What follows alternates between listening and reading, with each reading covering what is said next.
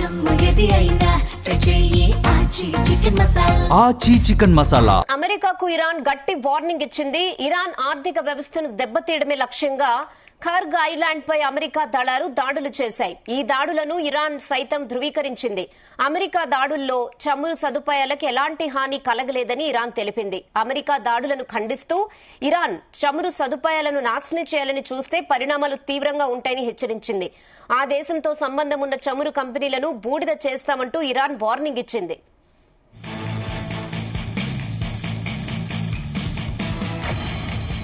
ఇదే విషయంపై మరిన్ని updates chief news coordinator Radhakrishna అందిస్తారు. S Radhakrishna. Good afternoon Rehana. America, Israel అదేవిధంగా ఇరాన్ సంబంధించిన యుద్ధము తారాస్థాయికి వెళ్తోంది. సో రకంగా నిన్న మొన్న వరకు క్షిపణులతోని ఆ యొక్క దేశాల్లోని ప్రధాన నగరాలను టార్గెట్ చేసుకుని యుద్ధానికి దిగుతాయి. ఇప్పుడు యుద్ధ పంతా మార్చి కేవలం ఆ దేశాలకు సంబంధించినటువంటి ఆర్థిక వనరులను టార్గెట్ చేసుకుని యుద్ధంలోకి దూసుకెళ్తున్న పరిస్థితి కనబడుతోంది. సో తాజాగా కూడా అమెరికా ఒకవైపు ఇరాన్ ను దాడులతో ఏం చేయలేకపోవడంతో ఇక తన వ్యూహాన్ని మార్చింది. ఇరాన్ కి సంబంధించి ఆర్థిక వ్యవస్థను దెబ్బతీసే లక్ష్యంగా కూడా దాడులకు దిగుతున్న పరిస్థితి కనబడుతోంది. దీంట్లో భాగంగానే ఈ రోజు ఖర్గ్ ఐలాండ్ పై అమెరికా దాడులు చేసినట్టుగా తెలుస్తోంది. సో ఖర్గ్ అనేది మొత్తం కూడా ఖర్గ్ ఐలాండ్ అనేది ఇరాన్ కు ఉన్నటువంటి అత్యంత మెయిన్ ఆర్థికమైన సోర్స్, అది ఆర్థిక వనరులు కలిగినటువంటిది. ఎందుకంటే చమురు ఉత్పత్తికి సంబంధించి అంతా కూడా అదే. సో అట్లాంటి ఖర్గ్ ఐలాండ్ టార్గెట్ చేసుకుని అమెరికా దాడులకు పాల్పడడంతో ఇరాన్ చాలా సీరియస్ అవుతోంది. సో మా ఆర్థిక మూలాలు, ఆర్థిక వనరులు దెబ్బతీయాలని, ఆర్థిక వనరులకు కీలకమైనటువంటి ఇలాంటి వాటికి దాడులు పాల్పడితే మేమేంటో కూడా చూపించాల్సి వస్తుంది. సో అమెరికాకు సంబంధించి అమెరికాతో పాటు అమెరికా మిగతా దేశాలకు సంబంధించినటువంటి ఆర్థిక మూలాలన్నిటికీ దెబ్బతీసేలా మీద దాడులు ఉండబోతాయి. మొత్తం పూర్తి స్థాయిలో నాశనం చేస్తామని చెప్పేసి కూడా కొంత తీవ్రంగా హెచ్చరించిన పరిస్థితి కనపడుతోంది. అమెరికా అదేవిధంగా అమెరికాకు మద్దతుగా నిలబడే చమురుకు సంబంధించినటువంటి కంపెనీలను బూడిద చేస్తామని చెప్పేసి కూడా ఇరాన్ హెచ్చరించిన పరిస్థితి కనపడుతోంది. సో మొత్తంగా మాత్రం యుద్ధానికి సంబంధించి ఎక్కడ ఎండి చేయాలో తెలియని పరిస్థితి పడిపోయింది. ఒకవైపు ఇరాన్ వెనక్కి తగ్గదు, అదే సందర్భంలో ఇటు అమెరికా, ఇజ్రాయెల్ కూడా ఏ మాత్రం కూడా ఈ యుద్ధానికి సంబంధించి ఇరాన్ లొంగకపోవడంతో ఏం చేయాలో దిక్కుతోచని పరిస్థితిలో ఇప్పటికే మొత్తం పూర్తి స్థాయిలో ఇజ్రాయెల్, అమెరికా తమ బలాలన్నీ ఉపయోగించి కూడా ఇరాన్ పై దాడులకు దిగుతున్న ఇరాన్ ఎక్కడ కూడా వెనక్కి తగ్గడం లేదు. పైపెచ్చు ఆ వ్యూహాన్ని మారుస్తూ ఒకవైపు గల్ఫ్ కంట్రీస్ కావచ్చు, లేకుంటే ఈ చమురుకు సంబంధించి ఉత్పత్తి కేంద్రాలపై దాడులు కావచ్చు, అదే సందర్భంలో ఈ హర్మజ్ జలసంధి. సో ఇంపాక్ట్ మొత్తము ఇరాన్ సంబంధించి చేస్తున్న వ్యూహాత్మక దాడుల్లో ప్రపంచం మొత్తం అన్ని దేశాల మీద కూడా తీవ్ర ప్రభావం చూపుతా ఉంది. ఎందుకంటే గ్యాస్ కావచ్చు, పెట్రోల్, డీజిల్ లాంటివన్నిటి కూడా ఆయా దేశాలకు మొత్తం కూడా హర్మజ్ జలసంధిని మూసివేయడంతో ఇప్పటికే అన్ని దేశాల్లో ఆర్థిక పరిస్థితి పైన అనేకమంత తీవ్ర స్థాయిలో ప్రభావం చూపుతుంది. ఇలాంటి తరుణంలో ఇప్పుడు ఇరాన్ రెచ్చగొట్టేలా అమెరికా మరింత దూకుడుగా ఇరాన్ సంబంధించినటువంటి ఆర్థిక మూలాలైనటువంటి అత్యంత కీలకమైనటువంటి చమురు కేంద్రాలు, చమురు నిక్షేపాలు ఉన్నటువంటి ఈ ఖర్గ్ ఐలాండ్ పై దాడి చేయడంతో ఇరాన్ కూడా అదే స్థాయిలో నెక్స్ట్ దాడులకు పాల్పడే అవకాశం ఉంటుంది. అదే జరిగితే మొత్తం ఎంటైర్ ప్రపంచ దేశాలకు మాత్రం ఒక తీవ్ర సంక్షోభానికి, ఆర్థికంగా తీవ్ర సంక్షోభానికి గురయ్యే ప్రమాదం ఉంది. ఎందుకంటే ఇప్పటికే కేవలం ఒక రోజుల వ్యవధిలోనే యుద్ధం వల్ల ఎంత తీవ్ర పరిస్థితులు ఏర్పడుతున్నాయో, ఎంత గడ్డు పరిస్థితులు ఉన్నాయో దానికి ప్రత్యక్షంగా మనం ఇప్పుడు అనుభవిస్తున్న పరిస్థితులే. గ్యాస్ కొరత కావచ్చు, ప్రస్తుతానికి గ్యాస్ కొరత మన భారతదేశంలో అయితే ఇప్పుడు గ్యాస్ కొరత ఉంది.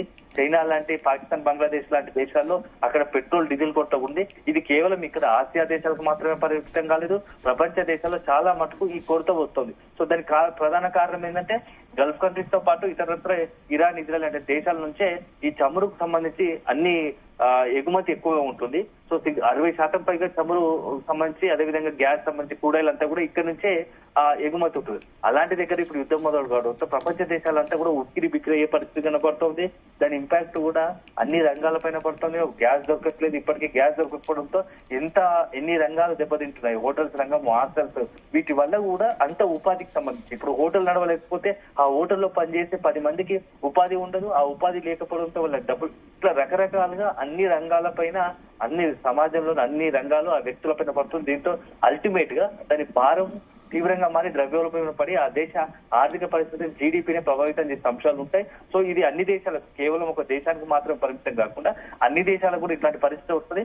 అదే జరిగితే ఈ ఎంటైర్ గా మొత్తం వరల్డ్ ఒక రకమైన ఒక ఆర్థిక సంక్షోభంలో కూరుకుపోయే ప్రమాదం ఉంటుంది. సో ఈ నేపథ్యంలో ఇప్పుడు యుద్ధాన్ని ఎక్కడ అన్ని దేశాలు కూడా విజ్ఞప్తి చేసి యుద్ధాన్ని ఆపేలా డిమాండ్ చేస్తున్నాయి. ఇలాంటి తరుణంలో అమెరికా మరింత కూడా ఒక రకంగా ఇప్పటికే అమెరికా కొంత తొందరపాటు నిర్ణయాలు కావచ్చు, డొనాల్డ్ ట్రంప్ అధ్యక్షుడిగా ఉన్న డొనాల్డ్ ట్రంప్ తీరు వల్ల ఈ యొక్క యుద్ధాన్ని మొదలు పెట్టడం వల్ల ఎంత ఇబ్బందికర పరిస్థితులు తలెత్తున్నాయో, అయినా వాటి నుంచి బయటపడాల్సింది పోయి ఇంకా ట్రంప్ తన టెంపర్తనంతో ఇరాన్ రెచ్చగొట్టేలా, ఇరాన్ సంబంధించినటువంటి చమురు నిల్వలు ఉన్నటువంటి కర్గు ఐలాండ్ పై దాడి చేస్తే ఖచ్చితంగా అక్కడి నుంచి కూడా అట్లాంటి ఎదురు దాడే ఉంటది. ఎందుకంటే అర్బాజిల సంధిని ఇప్పటికే మూసేసి సగానికి ఇబ్బందికర పరిస్థితులు నెట్టాడు ట్రంప్. ఇప్పుడు దానికి తోడు ఇప్పుడు మరొకసారి ఆ దాడులకే దిగితే ఒకసారి నిల్వలు సరే ఇప్పటికైతే కనీసం అర్బాజిల సంధి ద్వారా ఓడలు స్ట్రక్ అయిపోయి ఒక వారం రోజులు 10 రోజులు యుద్ధంలో సమస్యలు యుద్ధం కనుక ముగిసిపోయి పోతే వారం 10 రోజుల తర్వాత అయినా అవి ఎవరికి ఎక్కడికి చేరాలో అక్కడ గమ్యస్థానాన్ని చేరుకుంటాయి. ఆ దేశాలకు సంబంధించినటువంటి మొత్తం వాడుకునే అవకాశం ఉంటుంది.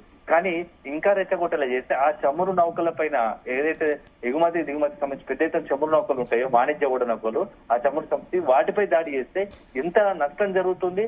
ఇరాన్ కాదు నష్టం, దాని ఎంటైర్ దేశాలు, అన్ని దేశాలకు కూడా దాని ప్రభావం ఉంటుంది. సో ఇలాంటి తరుణంలో కూడా ట్రంప్ తీరు, అమెరికా తీరు ఏమాత్రం కూడా ఏ దేశం కూడా దాన్ని పూర్తి స్థాయిలో ఒక రకంగా చూస్తూ ఉంటే ఆ అమెరికా తీరు తప్పుపడుతున్న పరిస్థితి కనపడుతుంది. సో ఎంటైర్ గా ఇప్పుడున్న పరిస్థితుల్లో అమెరికా మరి ఎలాంటి నిర్ణయం తీసుకుంటుంది. సో ఇవాళ అమెరికా చేసిన కర్గ్ ఐలాండ్ పై చేసిన దాడికి ఇరాన్ నుంచి ఎలాంటి ప్రతీకార దాడి ఉంటుందో మనం వేచి చూడాల్సి ఉంటుంది. అంటే రాధాకృష్ణ, ఇప్పుడు ఇరాన్ అయితే వార్నింగ్ ఇచ్చింది, అమెరికా ఈ విషయంలో కొంచెమైనా వెనక్కి తగ్గే అవకాశం ఉంటుందంటారా? ఇప్పుడు అంతా ఒక రకంగా చెప్పాలంటే గత 2 వారాల నుంచి యుద్ధం జరుగుతున్న నేపథ్యంలో అమెరికా అధ్యక్షుడు డొనాల్డ్ ట్రంప్ అమెరికా పూర్తి స్థాయిలో ఒక డిఫెన్స్ లో డైలమాలో పడ్డ పరిస్థితి కనపడుతూ ఉంది. సో యుద్ధాన్ని ఎక్కడ ముగించాలో తెలియని పరిస్థితి ఏర్పడ్డది. సో యుద్ధానికి సంబంధించి గత 3-4 రోజులుగా ఈ యుద్ధం నుంచి ఎలా బయటపడాలో అమెరికాకు సంబంధించి డొనాల్డ్ ట్రంప్ అనేక రకాలుగా ప్రయత్నిస్తున్నా అది ఎట్లా దాని నుంచి బయటపడడానికి ఒక సరైన మార్గం దొరకట్లేదు. ఎందుకంటే ఇప్పుడున్న పరిస్థితుల్లో యుద్ధాన్ని ముగించి మేము యుద్ధం ముగిస్తున్నామని చెప్తే కనుక అది అల్టిమేట్ గా ఇరాన్ మొత్తంగా అమెరికా ఫెయిల్యూర్ అయినట్టుగా ప్రపంచ దేశాలన్నింటి కూడా ఈ ఇరాన్ పై యుద్ధంలో అమెరికా, ఇజ్రాయెల్ ఓటమి చవి చూసాయి అనే ఒక అపవాదును మొత్తంగా ముట్టగట్టుకోవాల్సి వస్తుంది. అదే సందర్భంలో ప్రపంచ దేశాలన్నీ కూడా అమెరికాను కూడా కొంత చిన్న చూపు చూసే అవకాశం ఉంటుంది. ప్రపంచం మొత్తం కూడా అంతర్జాతీయం కూడా అమెరికా పరువు పోయినట్టు అవుతుంది. సో ఈ నేపథ్యంలోనే ఇరాన్ వెనక్కి తగ్గడం లేదు. అదే సందర్భంలో యుద్ధం నుంచి ఎలా రకంగా బయటపడాలి. ఈ నేపథ్యంలో నయానో భయానో ఇరాన్ ను అన్ని రకాలుగా ప్రయత్నాలు చేసి ఇరాన్ పై ఒత్తిడి తీసుకొచ్చిన ఇరాన్ తగ్గట్లేదు. అందుకోసం గత 3-4 రోజులుగా డొనాల్డ్ ట్రంప్, అమెరికా అధ్యక్షుడు డొనాల్డ్ ట్రంప్ వ్యాఖ్యలు చూస్తూ ఉంటే యుద్ధం ముగిసింది, ఇక చేయడానికి ఏం లేదు, సో ఒక యుద్ధానికి చర్చలు సిద్ధమని ఇరాన్ ప్రకటిస్తుందని చెప్పేసి అసలు ఇరాన్ తో సంబంధం లేకుండా తనకు తానుగానే ప్రకటన చేస్తున్న పరిస్థితి. సో ఈయన డొనాల్డ్ ట్రంప్ చేసే ప్రకటనకు ఇటు భిన్నంగా కూడా పరిస్థితులు ఉంటున్నాయి. సో ఇవన్నీ చూస్తూ ఉంటే ఒక రకంగా ట్రంప్ తొందరపాటు నిర్ణయంతో మొత్తం అమెరికాతో పాటు ప్రపంచ దేశాలన్నింటినీ కూడా ఒక రకమైనటువంటి పరిస్థితిలోకి, ఒక సంక్షోభంలోకి మొత్తంగా కూరుకుపోయేలా చేశాడా అని చెప్పేసి కూడా కొంత చర్చ జరుగుతుంది. సో అల్టిమేట్ గా దీనికి ఎక్కడో దగ్గర ఫుల్ స్టాప్ పడాలి కాబట్టి సో నాది వితిన్ అంటే ఒక 2-3 రోజుల్లోనే భారత్ తో పాటు రష్యా, ఇతర దేశాలన్నీ కూడా కొంత ప్రయత్నాలు చేసి అగ్రరాజ్యాలు ఉన్న టాప్ పై ఉన్న పెద్ద China, Russia, America, China, Russia, Bharat తో పాటు ఇతర దేశాలన్నీ కూడా కొంత డొనాల్డ్ ట్రంప్ సంబంధించి ఒత్తిడి తీసి యుద్ధాన్ని కూడా సమిసిపోయేలా, యుద్ధానికి మొత్తంగా ఫుల్ స్టాప్ పెట్టేలా ప్రయత్నాలు చేసే అవకాశాలు అయితే స్పష్టంగా కనబడుతున్నాయని చెప్పవచ్చు. Okay Radhakrishna, thanks for the updates.